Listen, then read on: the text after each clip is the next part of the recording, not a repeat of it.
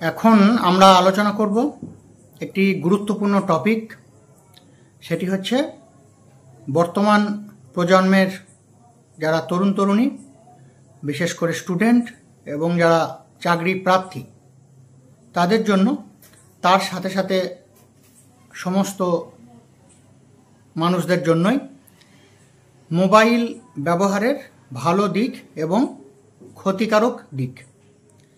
বর্তমান এমন একটি যুগে আমরা চলে এসেছি যে মোবাইল ছাড়া আমাদের চলবে না। প্রত্যেকটা বাড়িতে যতগুলো মেম্বার, তার সমপরিমাণ বা তার থেকে বেশি পরিমাণে মোবাইল আমাদের কাছে আছে। একটা সময় মোবাইল যখন ছিল না তখনও আমাদের চলেছে এবং আমরা যথেষ্ট ভালোভাবে আমাদের শৈশব উপভোগ করেছি। কিন্তু বর্তমান প্রজন্ম এমন একটা জায়গায় এসে দাঁড়িয়েছে যে মোবাইল ছাড়া চলবে না। সেটা শুধুমাত্র আজকালকার যে ছেলে মেয়ে বাচ্চা তাদের বা স্টুডেন্ট তাদেরকে শুধু দোষ দেওয়া যাবে না, এর জন্য বাবা মা বা সমাজ ব্যবস্থা বা বর্তমানের যে সিস্টেম সেই সমস্ত বিষয়টাই ওতপ্রোতভাবে জড়িত। প্রয়োজন তো আছেই, কিন্তু এই প্রয়োজনটা হয়তো না হলেও হতো। যিনি মোবাইল ফোন আবিষ্কার করেছেন তিনি একটা সময় একটা প্রবন্ধতে লিখেছিলেন যে এই মোবাইল ফোন তিনি যে উদ্দেশ্যে আবিষ্কার করেছিলেন, আজ মনে হচ্ছে যেন মোবাইল ফোনটা আবিষ্কার তিনি না করলেই ভালো করতেন। অর্থাৎ আমরা কোন জায়গায় দাঁড়িয়েছি বোঝাই যাচ্ছে। এই বিষয়গুলো নিয়ে আলোচনা করব, ভালো দিক এবং খারাপ দিক। ভালো দিক তো অবশ্যই আছে এবং তার থেকে খারাপ দিকটা বেশি আছে, এবং আমাদেরকে এই জায়গাটাই বুঝতে হবে। যারা স্টুডেন্ট এবং যারা বাবা মা তাদেরকে প্রত্যেককেই বুঝতে হবে যে আমাদের ঠিক কতটা প্রয়োজন আর কতটা প্রয়োজন নয়।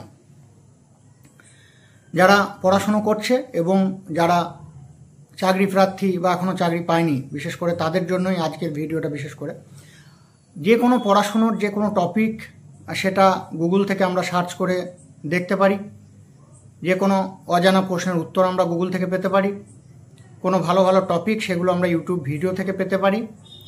এবং বর্তমানে এআই যে এসছে, এআই এর মাধ্যমে আমরা যে কোনো প্রশ্নের উত্তর আমরা পেয়ে যেতে পারি খুব সহজে। যদিও 100% মানে সঠিক উত্তর সবসময় পাওয়া যায় না, কিন্তু তবু 95% বা 98% বলা যেতে পারে সঠিক উত্তরই পাওয়া যায় বা ভালো ভালো টপিকই পাওয়া যায়, বিশেষত পড়াশোনার ক্ষেত্রে এবং চাকরির প্রিপারেশনের ক্ষেত্রে। তাই ভালো দিকটা আমাদেরকে গ্রহণ করতেই হবে। যদি আমরা গ্রহণ না করি তাহলেও আমরা বর্তমান সমাজের সঙ্গে কম্পিটিশনে পেরে উঠবো না বা টিকে থাকবো না, এক কথায় বলা যেতে পারে। সুতরাং আমাদেরকে ভালো দিকটা নিতেই হবে, কিন্তু সেই ভালো দিকটা নেবার জন্য আমাদের সারা দিনে যদি আমরা 5 মিনিট করেও এই টপিকের জন্য সার্চ করি বা 10 মিনিট করেও করি, তাহলে 24 ঘন্টায় আমাদের ম্যাক্সিমাম 40 মিনিট থেকে 50 মিনিট মোবাইল ব্যবহার নেটের জন্য এনাফ। তাও সেটা প্রতিদিন প্রয়োজন হবে না। যেদিন আমাদের কোনো টপিক আমরা বই থেকে পাচ্ছি না বা আমাদের বইয়ে খুঁজে পেতে দেরি হবে, তখন সেই টপিকটা আমরা মোবাইল থেকে বা ইউটিউব থেকে বা গুগলের মোবাইলের মাধ্যমে গুগল থেকে আমরা দেখে নিতে পারি। এই হচ্ছে ভালো দিক। বা বর্তমানে অনেক চাকরির প্রিপারেশনের জন্য অনেক বই, পিডিএফ বই বা অনেক ভিডিও যেগুলো আমরা খুব সহজেই কিন্তু আমরা পেয়ে যাই, যেগুলো বাজারে টাকা দিয়ে কিনতে হবে সেটা আমরা খুব সহজেই ফ্রি অফ কস্টে পেয়ে যেতে পারি। এবং অনেক ভালো ভালো স্যারের নোট, আমরা অন্য স্টেটের ভালো ভালো নোট সেগুলো কিন্তু আমরা পেয়ে যাই। এটা হচ্ছে ভালো দিক। অবশ্যই এগুলো ভালো দিক, এগুলো রাখতে হবে। এগুলো না রাখলেও তুমি খোঁজ খবর পাবে না কখন চাকরির অ্যাডভার্টাইজমেন্ট বের হচ্ছে, কখন কোন পরীক্ষাটা হচ্ছে। এইগুলো হচ্ছে দরকার। কিন্তু এর সাথে সাথে যেগুলো খারাপ দিক, সেই খারাপ দিকগুলো আমাদেরকে অ্যাভয়েড করতে হবে। এই কাজের বাদ দিয়ে বাকি অন্য কাজে কিন্তু মোবাইল ব্যবহার করা যাবে না, বিশেষত স্মার্টফোন ব্যবহার করা যাবে না। আজকালকার দিনে ছোট ফোন তো আর নেই, বড় ফোন। সুতরাং এই কাজের বাইরে ব্যবহার কত রকম ক্ষতিকারক দিক, সেই বিষয়গুলো নিয়ে আলোচনা করব। তার সঙ্গে যারা জেনারেল পাবলিক সকলের জন্য এর যে ক্ষতিকারক দিক সেগুলো আমরা একটার পর একটা পয়েন্ট ধরে ধরে আলোচনা করব। এগুলো আমাদের প্রত্যেককেই ভেবে দেখা দরকার, বিশেষত যারা গার্জেন তাদেরকে ভেবে দেখা দরকার। এবং ফ্যামিলিতে যখন বাবা মা গার্জেন নিজে মোবাইল ত্যাগ না করতে পারবে, মোবাইলে আসক্ত বা আসক্তিটা যখন ত্যাগ না করতে পারবে, তার ছেলে মেয়েকে সেই শিক্ষা দিলে সেই ছেলে মেয়ে কিন্তু সেটা গ্রহণ করবে না। অর্থাৎ বাবা মা শোবার পর মোবাইল দেখছে, বাবা মা ছেলে যখন পড়া করছে পাশের ঘরে, বাবা মা সেখানে কন্টিনিউ মোবাইল দেখছে বা মা মোবাইল দেখছে, অথচ ছেলেকে বলছে এই তুই মোবাইল দেখবি না, পড়াশুনো কর, সেটা কিন্তু সম্ভব নয়। অর্থাৎ বাবা মাকে আগে ত্যাগ করতে হবে, তবে ছেলেকে সেটা বলা যাবে। এখন খারাপ দিক কী? প্রথম কথা হচ্ছে গুগল, তার থেকেও যেটা বড় ক্ষতিকারক দিক সেটা হচ্ছে এখন ফেসবুক। সব থেকে যেটা ক্ষতিকারক দিক ফেসবুকের শর্ট ভিডিও। ফেসবুক খোলার সাথে সাথে আমাদের শর্ট ভিডিও চলে আসে, আমরা কোনো একটা টপিক দেখতে লাগি যেটা আমাদের ভালো লাগে, এবং সেই টপিকটা যখনই দেখি সেই টপিকের সঙ্গে সম্পর্কযুক্ত সমস্ত রকম ভিডিও আমাদের পরপর চলে আসতে থাকে, বা শর্ট ভিডিওগুলো অটোমেটিক চলে আসতে থাকে। এবং আমরা কখন যে শুরু করেছি এবং কখন যে আমরা শেষ করলাম সেই টাইমটাই আমাদের আর কিন্তু খেয়াল থাকে না। ঘন্টার পর ঘন্টা সময় কিন্তু পেরিয়ে যায়, এবং এর ফলে সময় তো নষ্ট হয়, তার সাথে সাথে আর কি নষ্ট হয় সেগুলো নিয়েও আমরা আলোচনা করছি। প্রথম কথা হচ্ছে আমরা যে ধরনের যে টপিক পছন্দ করি, পড়াশুনোর সাথে সাথে আমরা হাসি, গান, এই সমস্ত বিষয়গুলো দেখছি, মানসিকভাবে আমরা রিফ্রেশ হচ্ছি কিছুক্ষণের জন্য, অবশ্যই সেটা ভালো। কিন্তু এই দেখতে দেখতে বিশেষত স্টুডেন্টদের ক্ষেত্রে যেগুলো সেক্সুয়াল কন্টেন্ট, সেই ধরনের বিষয়গুলো চলে আসে, এবং সেইগুলো কিন্তু দেখতে দেখতে আজকালকার ক্লাস 5 থেকে পড়া ছেলে মেয়ে তারাও কিন্তু অল্প বয়সেই অনেক বেশি জিনিস জেনে যাচ্ছে বা অনেক বেশি জিনিস দেখে ফেলছে, যেটা তাদের দেখা উচিত নয়। এটা হচ্ছে একটা ক্ষতিকারক দিক। আর একটা বড় ক্ষতিকারক দিক সেটা হচ্ছে বর্তমানে ফেসবুকে বহু ফেক অ্যাকাউন্ট, এবং ফেক অ্যাকাউন্ট থেকে বিশেষত বর্তমানে হিন্দু মুসলিম যে একটা বিদ্বেষ, এই বিদ্বেষটা তৈরি করা হচ্ছে বিভিন্ন রাজনৈতিক দলের পক্ষ থেকে, বিভিন্ন ব্যক্তির পক্ষ থেকে। যে যেটা ভালোবাসে সে সেটাকে ভালো রেখে বাকি ধর্মের খারাপ দিকগুলো বা বাকি ধর্মকে কলুষিত করার জন্য বিভিন্ন রকম ভিডিও, বিভিন্ন রকম কন্টেন্ট, বিভিন্ন রকম নিউজ, সেগুলো কিন্তু পাবলিককে সামনে নিয়ে আসছে। এবং আমাদের মধ্যে যারা যে বিষয়টা পছন্দ করি, আমরা সেই ধরনের ভিডিও বেশি বেশি দেখতে লাগছে, এবং অটোমেটিক আমরা যেটাকে পছন্দ করছি না, বিপরীত পক্ষ যেটাকে পছন্দ করছি না, সেই ধরনের ভিডিওগুলো অটোমেটিক আরও বেশি বেশি দেখছি, এবং অটোমেটিক আমাদের মধ্যে একটা হিংসা, একটা মানসিকতা তৈরি হচ্ছে, যার ফলে সমাজে হিন্দু মুসলিম যে বিভেদ, এই জিনিসটা কিন্তু দিনকে দিন বাড়তে লাগছে, এবং এটা আমাদের ভবিষ্যৎ প্রজন্মের জন্য খুবই ক্ষতিকারক দিক। আজ থেকে আর 10-12 বছর পর এই যে একটা হিংসার মনোভাব সমাজে তৈরি হচ্ছে, এটা কিন্তু অনেক খারাপ দিকে নিয়ে যাবে। এটা থেকে আমাদের প্রত্যেককে সচেতন হতে হবে, প্রত্যেক নাগরিককে সচেতন হতে হবে, বিশেষ করে সরকারকেও সচেতন হওয়া দরকার। কিন্তু বর্তমানে সেটা হয় না, সেটা সমস্ত রাজনৈতিক দলের পক্ষ থেকেই এই জিনিসটাকে প্রশ্রয় দেওয়া হচ্ছে বিভিন্নভাবে তাদের নিজেদের ভোট ব্যাংকের স্বার্থে, এবং এর ফলে যেটা হচ্ছে ক্রমশ আমাদের যুব সমাজ কিন্তু ধ্বংসের পথে এগিয়ে যাচ্ছে। এক তো চাকরি নেই, সেটা একটা বিষয়, এখন চাকরি নেই, তার সাথে সাথেও এই বিষয়গুলোতে মানুষ মগ্ন হয়ে যাচ্ছে, এবং যেহেতু তার আর কোনো কাজ নেই বা অন্য কোনো ভালো কাজ সে পাচ্ছে না, অটোমেটিক এই খারাপ দিকগুলোতে সে যুক্ত হয়ে যাচ্ছে। এই জায়গাটা থেকে আমাদেরকে বেরিয়ে আসতে হবে, এবং আমাদেরকে যদি মোবাইল ব্যবহার করতেই হয় নিতান্ত প্রয়োজন, আমাদেরকে ফেসবুক অ্যাপসটি ডিলিট করে দিতে হবে। আর যাদের গেমের নেশা আছে তাদের গেমের সমস্ত রকম অ্যাপস ডিলিট করে দিতে হবে। শুধুমাত্র গেমের অ্যাপস এবং ফেসবুক অ্যাপটিকে ডিলিট করে দিলেই আমরা মোবাইল থেকে অনেকটা মুক্তি পাবো। হঠাৎ করে খুব কষ্ট হবে, যারা ফেসবুক রেগুলার দেখে, শর্ট ভিডিও রেগুলার দেখে, তাদের কিন্তু খুব কষ্ট হবে, কিন্তু তবু যদি ধীরে ধীরে আমরা এটাকে চেষ্টা করি, পারবো। এবং এটা করার জন্য আগে ছাত্রদের বলার থেকে আগে বাবা মাকে চেষ্টা করতে হবে, আগে বাবা মাকে করতে হবে। বাবা মা যদি না করতে পারে তাহলে ছেলে করবে বা তার মেয়ে করবে, এটা ভাবাটা কষ্টকর হয়ে যাবে।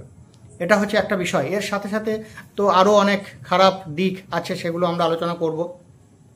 মোবাইল থেকে নির্গত হয় যে রেডিও ফ্রিকোয়েন্সি তরঙ্গ, যেটা ছোট মোবাইলে বা ছোট হ্যান্ডসেট আগে যেটা ছিল সেটাই যে পরিমাণ ব্যবহৃত হতো বা যে পরিমাণ নির্গত হতো তার থেকে বর্তমানে যেগুলো স্মার্টফোন তাতে আরও বেশি নির্গত হয়। যদি আমরা নেট ব্যবহার করি, যদি আমরা ব্লুটুথ ব্যবহার করি, যদি আমরা হটস্পট ব্যবহার করি, যদি আমরা ওয়াইফাই ব্যবহার করি, তার থেকে আরও বেশি পরিমাণে নির্গত হবে। এবং ঘন্টার পর ঘন্টা কানে মোবাইল লাগিয়ে কথা বলা, সেটাও বিশাল ক্ষতিকারক দিক। এবং এর ফলে আমাদের শরীরের প্রচুর ধরনের প্রবলেম হতে পারে এবং যেটা ভবিষ্যতে একটা বড় রোগের আকার ধারণ করতে পারে। এগুলো ছাড়া আমাদের আর কি ক্ষতি হতে পারে? চোখের সমস্যা একটি গুরুত্বপূর্ণ বিষয়। বহুক্ষণ মোবাইল দেখার ফলে চোখের পাতা পড়ে না, পলক না পড়ার জন্য চোখের মধ্যে যে জল, সেই জল কিন্তু আস্তে আস্তে শুকিয়ে যায় বা কম হতে থাকে এবং চোখ ড্রাই হতে থাকে। এবং এটার জন্য চোখের প্রবলেম, বিশেষত বাচ্চাদের তো খুবই প্রবলেম, বা বড় মানুষকেও একজন দেখছে, তার পাশে যদি বিলো 2 ইয়ার্সের কোনো বাচ্চা থাকে তাহলে তার জন্য খুবই ক্ষতিকারক। এবং তাদের যেহেতু ব্রেনের বা আমাদের মাথার যে খুলির যে লেয়ার সেটা খুব পাতলা হয়, তাদের জন্য এটা কিন্তু ক্যান্সার বা টিউমার জাতীয় জিনিসও খুব সহজে হয়ে যেতে পারে। এবং যারা বড় তাদের জন্য চোখের ঘন্টার পর ঘন্টা দেখা, বিশেষ করে রাত্রে দেখা বা লাইট অফ করে মোবাইল দেখা, এটার জন্য চোখের বিশাল পরিমাণে একটা ক্ষতি হয়। এবং এটার জন্য ডিজিটাল আই সিনড্রোম নামক একটি রোগের প্রাদুর্ভাব ঘটে। এছাড়া আমাদের ঘুমের ব্যাঘাত ঘটে। বিশেষ করে আমাদের ঘুমের জন্য মেলাটোনিন নামক একরকম হরমোন নিঃসৃত হয়, যে হরমোন নিঃসরণে বাধা প্রদান করে এবং আমাদের শরীরের কিন্তু প্রচুর পরিমাণে ক্ষতি হয়। যখনই ঘুমের ব্যাঘাত ঘটে তখনই আমাদের মানসিক বিভিন্ন রকম চাপের সৃষ্টি হয়, আমাদের স্মৃতিশক্তি ক্রমশ হ্রাস পায় এবং আমাদের যারা স্টুডেন্ট তাদের পড়াশুনো মনে রাখার ক্ষমতাটা কমে যায়। এবং রাত জেগে দেখার ফলে আমাদের সকালে আবার ঘুম থেকে উঠতে দেরি হয় এবং অটোমেটিক্যালি আমাদের যে ঘুমের যে চক্র সাইকেল সেটি কিন্তু আমাদের ডিস্টার্ব হয় এবং আমাদের হজম শক্তি সেই জায়গাতে গিয়েও আমাদের ব্যাঘাত ঘটে, খাবারের হজমের প্রবলেম হয় এবং এখান থেকেও অন্যান্য যে রোগ সেই রোগগুলো কিন্তু আবার শারীরিক ক্লান্তি দেখা যায়। এছাড়া মানসিক ক্লান্তি সেটাও হয় এবং পেশির মধ্যে একটা টান ধরে, হয়তো এক পাশে ঘাড় বেঁকিয়ে দেখা বা এক পাশে শুয়ে থেকে মোবাইল দেখা, এর ফলে পেশির মধ্যে ব্যথা উৎপন্ন হয়, অনেকে স্পন্ডেলাইসিস হয়, সেটাও একটা মোবাইল দেখার কারণ। হয়তো খাটের মধ্যে আমরা ঘাটটা বেঁকিয়ে মোবাইল দেখছি দিনের পর দিন, তখন কিন্তু যারা বয়স্ক তাদের স্পন্ডেলাইসিস হওয়ার একটা চান্স থাকে। এবং রাত জেগে মোবাইল দেখার ফলে একদম বাচ্চা থেকে আরম্ভ করে বড়দের সকলের কিন্তু হার্টের রোগের একটা প্রবলেম আসতে পারে এবং এখান থেকে হার্টের যে রোগ সেই জিনিসগুলো কিন্তু এখান থেকে। আরেকটি গুরুত্বপূর্ণ বিষয় সেটা হচ্ছে সামাজিক বিচ্ছিন্নতা। আমরা সমাজে আমাদের যে বন্ধু বান্ধব, আত্মীয় স্বজন সকলের সঙ্গে এখন মেশার যে প্রবণতা সেটা দিনকে দিন কমে যাচ্ছে। দেখবেন পাড়ায় বিভিন্ন জায়গায় আগে আমাদের যেটা খেলাধুলো করতাম আমরা, সেই খেলাধুলো এখন চলেই যাচ্ছে। খেলাধুলো চলে যাওয়ার ফলে শারীরিক যে ব্যায়াম বা শারীরিক যে পরিশ্রম সেটা তো ব্যাঘাত ঘটছেই, তাছাড়াও আমাদের একই জায়গায় দেখার ফলে যে সামাজিক বিচ্ছিন্নতা, সকলের সঙ্গে আমাদের সম্পর্ক নেই, মিল নেই, এই বিষয়গুলো কিন্তু ক্রমশ চলে আসছে। সেটা কিন্তু খুবই খারাপ দিক এবং পরিশ্রম না করার ফলে আজকালকার দিনে যে স্ট্রোক বা হার্ট ফেলের যে ঘটনাটা, যেটা আগে বয়স্ক লোকের ক্ষেত্রে দেখা যেত 50 বছর বা 40 বছরের ওপরের লোকেদের, এখন সেটা কিন্তু বাচ্চাদের ক্ষেত্রেও এই ধরনের প্রবলেমগুলো হয়। এগুলো আমরা গুগল থেকে সার্চ করলে আমরা ডাটা দেখতে পাবো। বিশ্বব্যাপী বা আমাদের ইন্ডিয়ার যে রেট আগের থেকে এই যে মৃত্যু হার এই সমস্ত কারণে সেগুলো কিন্তু অনেক বেশি বেড়ে গেছে। বিশেষ করে যারা 5 বছর বয়সের পর থেকেই যাদেরকে কাউকে যদি মোবাইল দেখা না ছাড়ানো যায়, তাদের চোখে চশমা নেওয়ার একটা যে প্রবণতা, এই জিনিসটা কিন্তু ক্রমশ বেড়ে যাচ্ছে এবং ছোট থেকে একটা চশমা নেওয়ার যে ব্যাপার সেই ব্যাপারটা চলে আসছে। এবং এটার জন্য স্টুডেন্টদের ক্ষেত্রে ভবিষ্যতে সে কোনো ডিফেন্স লাইনে, পুলিশ লাইনে, এই ধরনের জায়গাগুলোতে তার চাকরি পাওয়ার চান্স কিন্তু একটা কমে গেল। সুতরাং এই জায়গাটাও গার্জেনদের দেখা উচিত। এখন যে বিষয়গুলো আলোচনা করলাম, এখন হঠাৎ করে যদি এই মোবাইল দেখা আমরা বন্ধ করে দিতে চাই বা করে দিতে বলি, সেটা সম্ভব হবে না। আমি প্রথম থেকেই যে টপিকটা আলোচনা করলাম সেখানে মোবাইল একদম ব্যবহার করা যাবে না সেই ব্যাপারটা কিন্তু বলিনি। মোবাইল ব্যবহার করতে হবে আমাদের প্রয়োজনে, পড়াশুনোর স্বার্থে বা কোনো ইনফরমেশন পাওয়ার জন্য, এবং সেটাও সারা দিনে ম্যাক্সিমাম 30 থেকে 40 মিনিট। কিন্তু বাকি যে খারাপ দিকগুলো বললাম সেই বিষয়গুলোকে আমাদেরকে অ্যাভয়েড করতে হবে। বিশেষ করে ফেসবুক এবং গেমিং অ্যাপসগুলো অ্যাভয়েড করতে হবে, পুরোপুরি মোবাইল থেকে আনইনস্টল করতে হবে। প্লে স্টোর থেকে ডাউনলোডের কোনো অপশন আর পরবর্তীতে রাখা যাবে না। এবং এই সমস্ত কিছু ত্যাগ করার জন্য অবশ্যই আগে বাবা মাকে মোবাইল ত্যাগ করতে হবে। বাবা মা যদি মোবাইল না ত্যাগ করতে পারে তাহলে কিন্তু স্টুডেন্টকে ত্যাগ করতে বলা সেটা কিন্তু চাপের বিষয়, সেটা সম্ভব নয়। আগে নিজেকে ত্যাগ করতে হবে, তবে সেই বিষয়টা বাবা মা অনুসরণ করবে ছেলেমেয়েরা, তবে সেটা সম্ভব। এবং এই জিনিস যে বিষয় টোটাল ভিডিওতে যে টপিকগুলো আমরা আলোচনা করলাম, যারা পুরোটা শোনেননি তাদেরকে পুরোটা শোনার জন্য অনুরোধ করব। এবং এটা যদি ফলো না করা যায় তাহলে ভবিষ্যৎ প্রজন্মের জন্য বা স্টুডেন্টদের কেরিয়ারের জন্য খুবই খারাপ দিক। সুতরাং আমাদেরকে চেষ্টা করতে হবে আমাদের মোবাইল কম ব্যবহার করে কিভাবে আমাদেরকে সঠিক কেরিয়ার গড়ে তোলা, সঠিক রেজাল্ট স্টুডেন্টদের তৈরি করা, এবং তার সাথে শারীরিকভাবে আমাদেরকে সুস্থতা থাকার বিষয়গুলো খেয়াল করতে হবে, শারীরিকভাবেও সুস্থ থাকতে হবে। তাহলে এই ছিল আজকে আমাদের টোটাল বিষয়, মোবাইল ব্যবহারের ভালো দিক এবং ক্ষতিকারক দিক, এবং আমরা কতটা পরিমাণে মোবাইল ব্যবহার করব। আশা করছি আপনাদের ভালো লাগবে। সকলে ভালো থাকুন। আমরা এই ধরনের টপিক আমাদের আগে অনেক ভিডিও ছিল আমাদের চ্যানেল গভর্নমেন্ট জব এডুকেশনে, সেখানে আমাদের প্রচুর ভিউয়ার্স এই ধরনের ভিডিওগুলোই দেখেছিল।